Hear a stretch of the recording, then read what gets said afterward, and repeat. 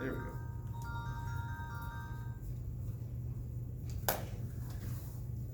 All right, any questions on chapter 3? I had a question on 64.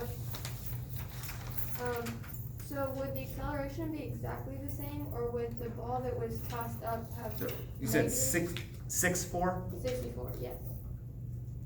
The air resistance can be ignored? Yes. Okay. How does the acceleration of the ball that's been tossed straight upward compare to? Okay. So what's your, So would the one that's being tossed up have negative acceleration and the one that's being dropped have positive acceleration? okay, acceleration is a vector. So what does negative mean? Why would you put a minus sign in front of it? Because if it's being tossed upward, then the weight of it, the speed, the velocity was decreased by 9.8 meters per second. So I was wondering if you would say the acceleration was negative because the velocity was decreasing. Not necessarily, which goes back to my question of what does a negative acceleration mean? It's slowing down. Yes. So if you would say up is positive, then yes, negative means down. All right, so if I just drop it, what's the direction of the acceleration then? It would be positive Why? because it's going down and it's speeding up. That's not why something would be positive when it's going down.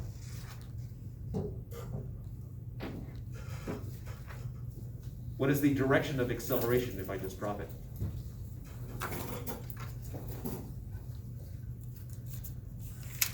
Would be downward. Oh, so when you throw it up, you said the acceleration was downward? Oh. And when you Yeah. drop it, the acceleration is still downward. Okay. So it's the same. Okay. Yeah, that's why you have to be careful, because the way you worded it is when you were throwing it upwards, you said up was positive, and then when you dropped it, you suddenly made down positive. And so, yeah, the signs would change in that case because you changed your coordinate system. Okay. But acceleration is the same, it's just, negative acceleration does not mean slowing down. Negative accelerations means acceleration in the negative direction. So if you're going up, that's slowing down. If you're going down, that's speeding up.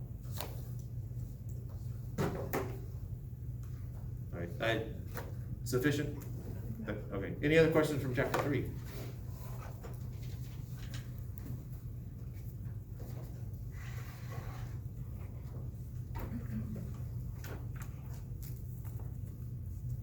I wish I'd taken a picture of this room before any students got here.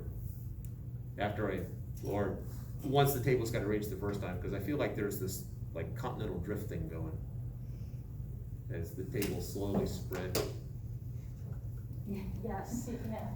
You used to be right. Wait. I wasn't saying it was a bad thing, it was just,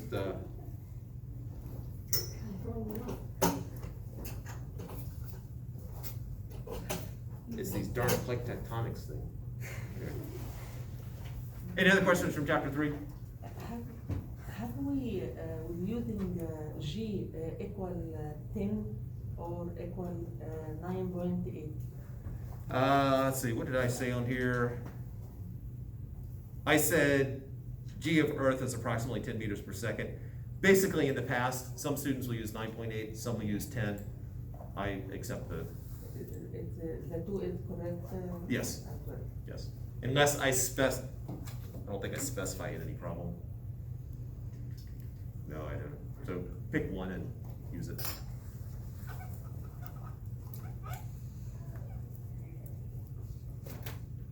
Any other questions?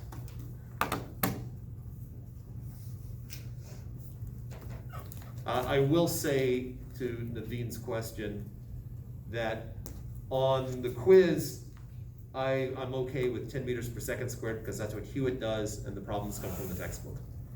On a test, I think I'm usually use 9.8 on a test. I have to double check what I've done in the past on that one, but usually on a test I specify. Or I put the problem on some other planet where it's whatever's appropriate for that planet.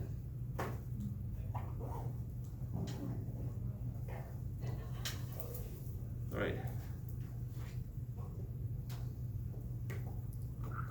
assuming no more questions. Let's get this thing done.